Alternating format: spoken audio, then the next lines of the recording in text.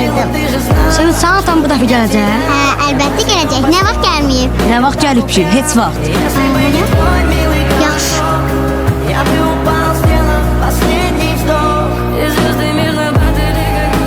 Aliya, ata, mənəm. Sevinç.